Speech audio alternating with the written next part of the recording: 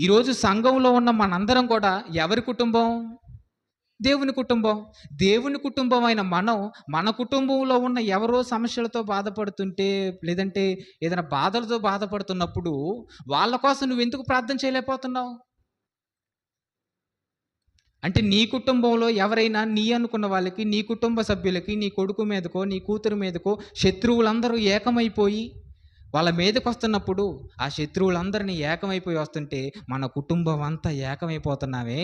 అలాంటిది అపవాది, దాని అనుచరులు ఏకమైపోయి ఎవరు దొరుకుతారా? ఎవరిని మింగేద్దామా? ఎవరిని చంపేద్దామా? ఎవరిని నరకానికి తీసుకెళ్ళిపోదామా అని చెప్పి నిరంతరం ఆలోచిస్తూ, నిరంతర శ్రామికుడిగా ఎలాంటి నిద్ర లేకుండగా, సుఖం లేకుండగా ప్రతి దినం కష్టపడుతూ తిరుగుతుంది. ఎవరిని మింగుదామా? ఎవరిని మింగుదామా? ఎవరు మంచిగా బ్రతుకుతారా అని చెప్పి తిరుగుతున్నప్పుడు మన కుటుంబ సభ్యులే కదండీ! దేవుడు కుటుంబంలో ఉన్నవాళ్ళే కదండీ! మరి ఆళ్ళ కోసం మనం ఏకం అవ్వలేమా?